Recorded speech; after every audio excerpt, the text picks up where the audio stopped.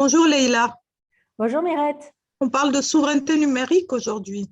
Oui, la souveraineté numérique, il y a eu de nombreux débats ces derniers mois Oui. en raison d'un appel d'offres qui a été lancé par la Confédération pour pouvoir notamment obtenir des services en matière de cloud computing qui inclut non seulement le storage de nos données, mais Mhm. également d'autres services de type IoT, blockchain, etc. Et donc, cet appel d'offres s'est soldé par une adjudication à des grands acteurs du numérique qui sont une partie des GAFAM. Alors, il y a eu Microsoft, Amazon Web Services, mais également, par exemple, Alibaba en Chine. Et donc, il y a eu une levée de bouclier du secteur privé et d'entreprises suisses qui, dans le fond, regrettent que l'on cède notre souveraineté numérique à des grands acteurs étrangers. Que penses-tu de cette affaire alors? Parce qu'au début, le Swiss Cloud, ça avait vraiment favorisé la souveraineté de la Suisse. C'est ce qui s'était vraiment donné comme mandat. Comment tu expliques qu'ils aient fait ces choix vers des géants américains et chinois? Moi, je pense qu'il faut lire entre les lignes. C'est clair qu'au niveau émotionnel, d'une part, il y a cette question de protection des données qui est un sujet d'actualité qui nous touche comme particulier, comme individu, à cause des récents scandales, enfin récents, ça fait depuis des années qu'il y a des scandales à répétition, mais je pense que la question de la protection des données aujourd'hui, c'est presque trop tard. Il y a 20 ans en arrière qu'on devait réagir par rapport à cette question de protection des données.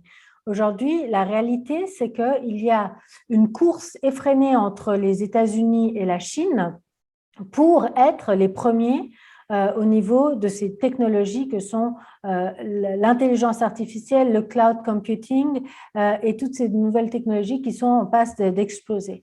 Et donc, cette guerre qui est menée entre la Chine et les États-Unis fait que là, on est, nous, complètement largués au milieu. Et nous, la Confédération, c'est-à-dire, est-ce qu'elle a jugé que finalement, c'est là où il y avait les compétences qu'il lui fallait et qu'elle s'est dit qu'il fallait être réaliste et que ces compétences n'existaient pas en Suisse, chez les acteurs suisses, tout simplement?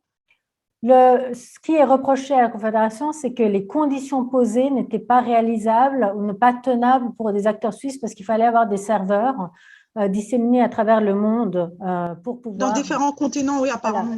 Oui. Mais je pense que ce n'est pas ça le problème. Le problème, c'est que aujourd'hui, les États-Unis investissent, le plan qui est prévu pour 2022, c'est de dépenser 715 milliards de dollars Ah oui, en termes d'investissement pour les besoins militaires des États-Unis. Et ouais. ces besoins militaires, on va mettre l'accent sur, en fait, c'est vraiment pour garder l'avantage face à la Chine. Donc, on est de nouveau dans cette guerre, non plus même pas au niveau du développement technologique purement civil, mais au niveau de la guerre entre la Chine et les États-Unis. Et donc, qu'est-ce que ça veut dire? Ça veut dire que ces investissements massifs pour les besoins militaires vont bénéficier de fait à la population, au secteur privé, parce qu'il est prévu d'investir dans l'intelligence artificielle, dans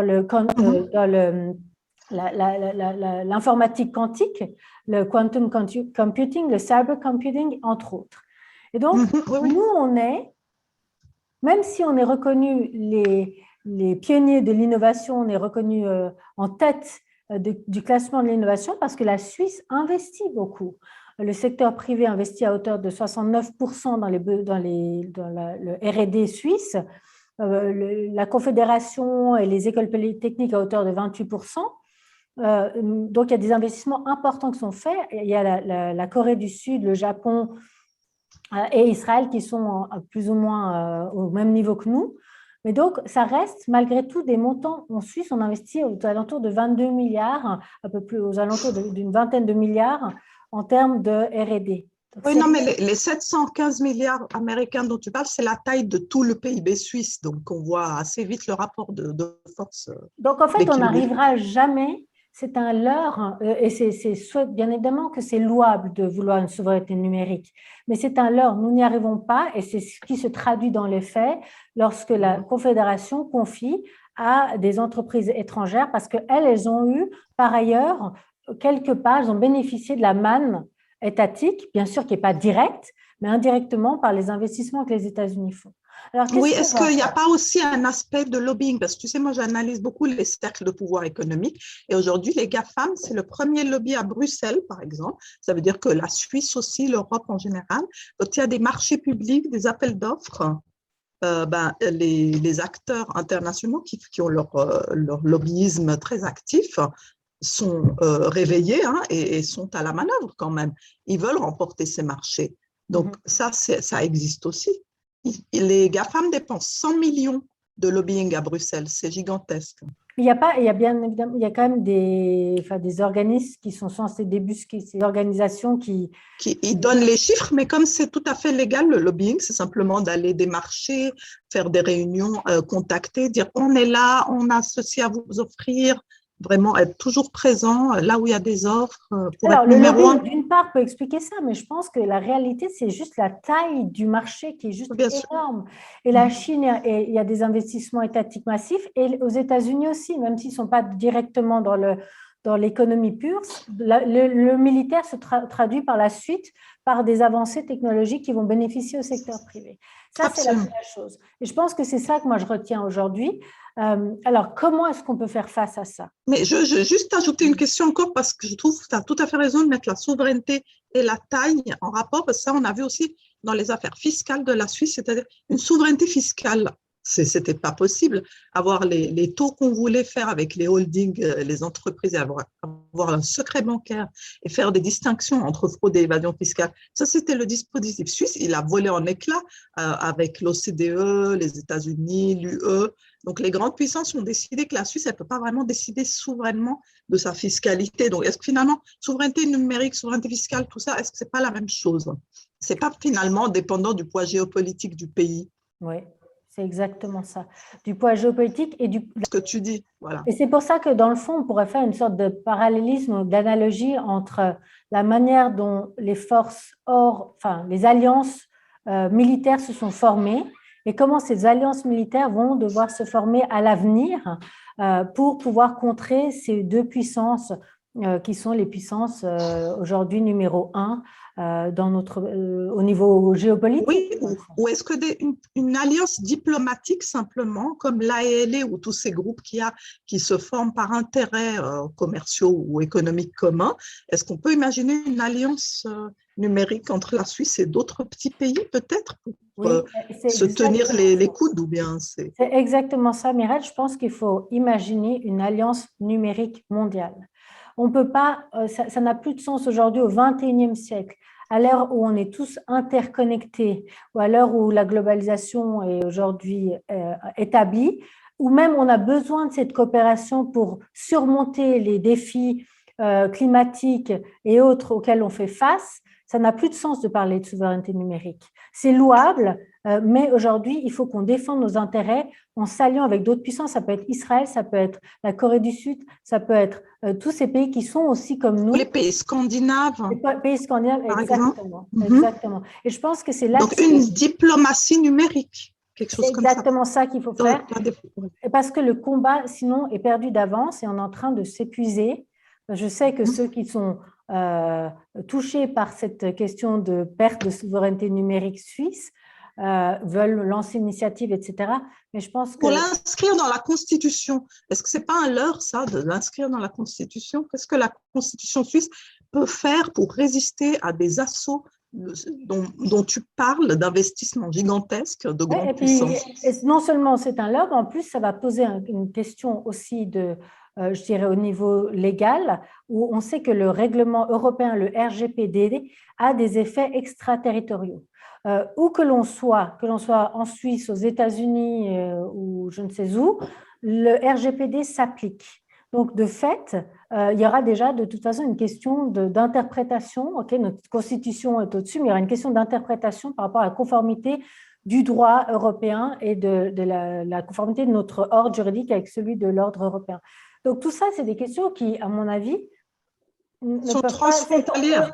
Oui, et voilà, c'est transfrontalier et on ne peut pas, de manière aussi simple et de jouer sur le côté émotionnel, dire voilà, on est en train de perdre notre souveraineté numérique. Et encore une fois, la protection des données, là, les coffres-forts numériques, ce n'est qu'une partie infime, en fait, de ce que le cloud computing permet aujourd'hui et pourquoi on doit investir massivement dans ces nouvelles technologies, comme j'ai dit, comme l'intelligence artificielle. Les États-Unis, ça va être 874 millions en 2022 investis dans l'intelligence artificielle uniquement pour l'opérationnel militaire. Oui, ça c'est que le côté gouvernemental, mais Google aussi est devenu une machine de guerre dans l'intelligence artificielle et investissent des centaines de millions aussi. Voilà, exactement. Donc on ne peut pas, nous, on doit s'allier avec d'autres ou s'allier avec qui on peut pour aussi, c'est dans ce cadre-là qu'on restera souverain et pas être dépendant et devoir, oui, effectivement, ce n'est pas juste que la Suisse, dans les faits, dans l'absolu, ce n'est pas juste que la Suisse ait donné ce contrat à ses 5 prestataires, mais d'un point de vue purement rationnel, ils n'ont pas d'autre choix. Et dans le même ordre d'idées, certains parlent aussi de faire de Genève un centre de gouvernance mondiale du numérique.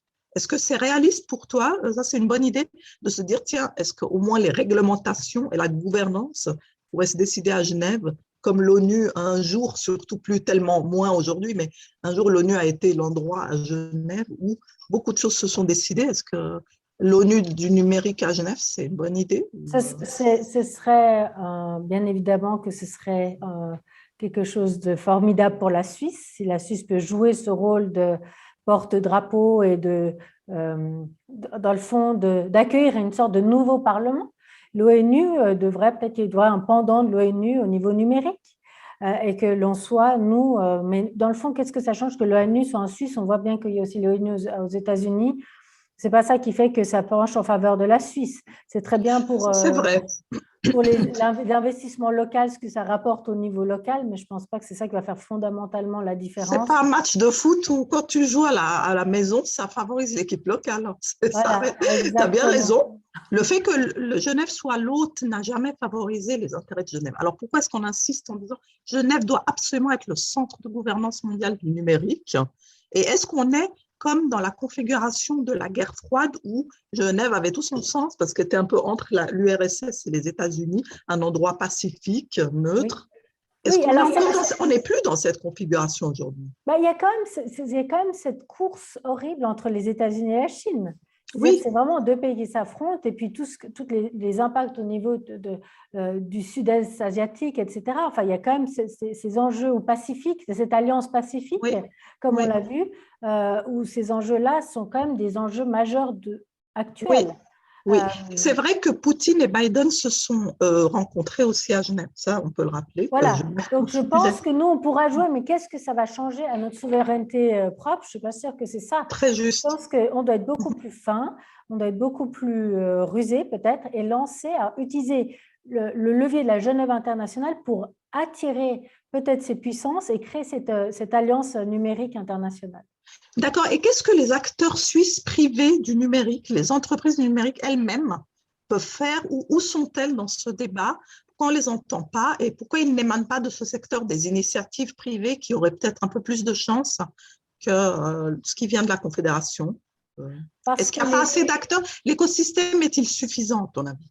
Dans le R&D, il y a environ 2 tiers privés, 1 tiers public. Donc, on voit la force de frappe. C'est ça, c'est-à-dire que même si on a des entreprises multinationales qui ont des revenus importants, ça reste malgré tout toujours minime à l'échelle mondiale. C'est ça. Donc, nous n'échapperons pas à la collaboration et à l'agglomération, à la fusion en fait entre ces différentes entités. Dernière question, Leïla, merci, c'est passionnant ce sujet, je trouve, on pourrait continuer longtemps. Quels sont vraiment les risques au niveau de la protection des données pour nous, si on compte sur les acteurs globaux, pour tout ce qui est cloud, etc. Quels sont les risques pour nos données? C'est d'être surveillé, de payer un jour pour ne pas être propriétaire de nos propres données? Il y a bien évidemment un risque d'espionnage, mais on a bien vu qu'il y a eu tout ce scandale avec l'entreprise israélienne qui, de toute façon, espionnait tout le monde partout, sur tous les territoires et les gouvernements de tous les pays. Et ce n'était pas dans les clouds d'entreprises qui sont situées aux États-Unis. De toute façon, ils sont situés en Allemagne, par exemple, Amazon Web Services, ils ont une partie de leur cloud en Allemagne, dans les territoires européens. Et puis, je ne peux pas imaginer que ce ne soit pas crypté, en fait. Donc, de toute façon, espionnage, que ce soit aux États-Unis ou ailleurs, le risque d'espionnage est là. Et on sait que l'un des enjeux majeurs, c'est de développer des solutions de cybersécurité pour éviter ces questions d'espionnage. Donc, je ne pense même pas que ce soit la localisation dans ces data centers qui soit tant l'enjeu. C'est de toute façon que le niveau d'espionnage a changé. Ça a évolué. À l'époque, on envoyait des espions un peu partout et on écoutait sur les appels téléphoniques. Aujourd'hui, c'est dans l'espace. Les communications. Et donc, c'est peut-être là où la Suisse, bien évidemment, on a toutes ces questions de Trust Valley et d'entreprises suisses. Alors, peut-être qu'on peut devenir les meilleurs à ce niveau-là. Ces technologies destinées à assurer un espace cyber sécurisé, en fait. C'est vrai que la Suisse a déjà dit qu'elle voulait développer la cybersécurité. Il y a peu d'effectifs aujourd'hui dans ce secteur en Suisse. Donc ça, c'est un bon plan de se dire déjà, on devient fort sur la cybersécurité. C'est un plan stratégique qui serait pertinent. Ça, je pense que ça serait pertinent et ce serait à soutenir et à développer et à voir après toujours au niveau de où est-ce qu'on se situe au niveau de l'échelle. Il ne faut pas oublier, c'est cette échelle mondiale et que nous sommes petits, mais qu'on peut peut-être devenir les meilleurs, les plus performants dans un secteur. Et ce secteur devrait être soutenu massivement, tant par le privé que par le public. Excellent. Merci beaucoup, Leila. Vraiment passionnant ce sujet. Merci, Mirette. À bientôt pour un prochain talk.